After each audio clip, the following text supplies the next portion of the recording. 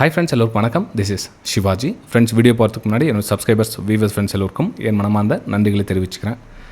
Friends, இன்றைக்கி ஒரு message உங்களுக்கு சொல்லிடுறேன்.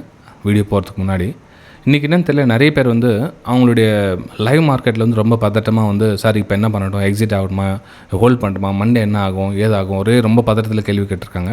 நான் எல்லாருக்கும் ஒரே பதில், ஏன்னா என்னால் ரிப்ளை பண்ண முடியும் எல்லாருக்கும். ஆக்சுவலாக நான் டிரைவிங்கில் இருந்தேன், எனக்கு ரொம்ப கஷ்டமாக அந்த டிராஃபிக், அந்தளவுக்கு பெங்களூர் டிராஃபிக் தெரியும் உங்களுக்கு.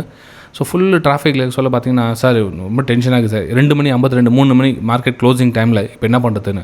ஒரு சிலர் பார்த்தீங்கன்னா இந்த அமௌண்ட் வேணாம் அவங்களுக்கு, லாஸ்ன்னு சொல்லிட்டு வேணாம், கிட்டத்தட்ட லட்சங்கள்னா கூட நிறைய பேர் லாஸில் ஹோல்ட் பண்ணிட்டு இருக்காங்க. கிட்டத்தட்ட 2 லட்சம் 3 லட்சம் லாஸில் இருக்குது, என்ன சார் பண்ணிட்டோம் அப்படின்னு. ஃப்ரெண்ட்ஸ், உங்களுக்கு ஒன்று மட்டும் புரிஞ்சுங்க.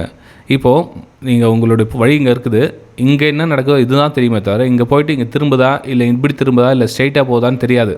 ஏன்னா மண்டே என்ன ஆகும், ஹோல்ட் பண்ணிட்டோமா வேணாமான்னு கேட்குறாங்களே, அதுக்கு சொல்ல வரான்னு. இப்போ மார்க்கெட் ப்ரெசென்ட் டைமில் இங்கே திரும்புதா, இங்கே எக்ஸிட் ஆகிறது பெட்ரு. இப்போ இன்றைக்கி கூட நம்ம லைவ் மார்க்கெட்டில் என்னுடைய ஒரு ஸ்டூடெண்ட்ஸ் பார்த்திங்கன்னா, இன்றைக்கி அவர் ஆக்சுவலாக 1:3 1:4 டார்கெட் வந்துச்சு.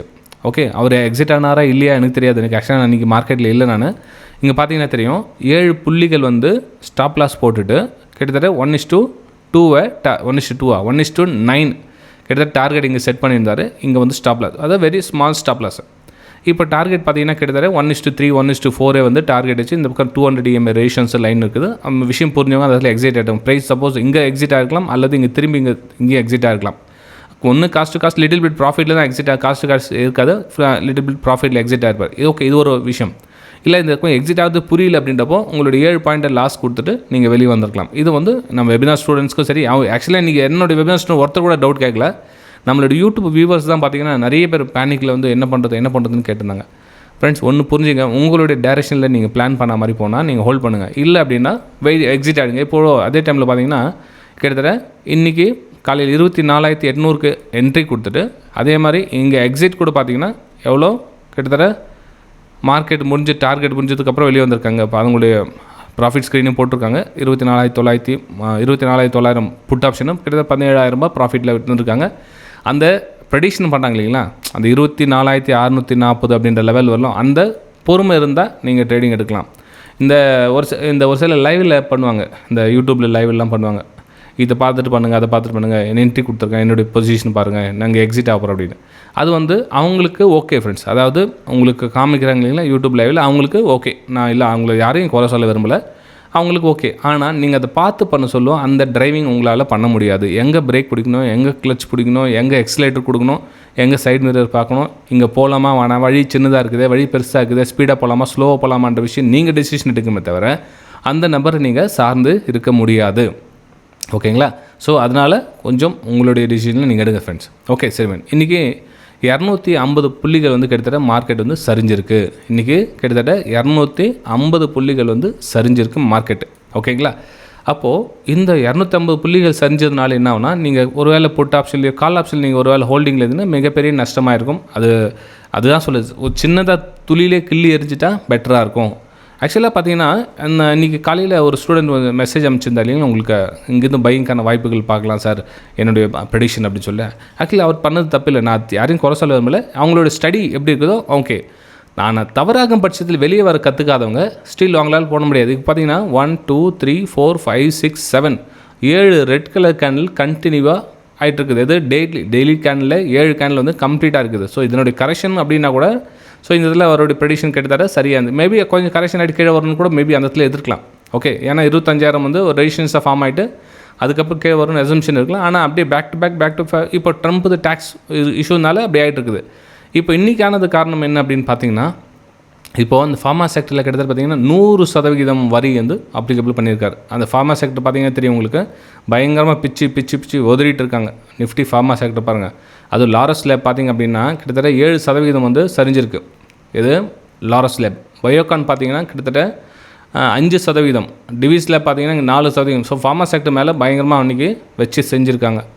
அதுக்கப்புறம் பார்த்தீங்கன்னா இல்லை, ஜென்ரலாக செக்டர் வைஸில் பார்த்தீங்கன்னா கூட எந்தெந்த செக்டர் பாருங்கள், ஃபார்மா செக்டர் தான் அதிகமாக இன்றைக்கி சரிஞ்சது. நெக்ஸ்ட்டு மெட்டல் செக்டர், அப்புறம் எனர்ஜி செக்டர், அதுக்கப்புறம் மீடியா.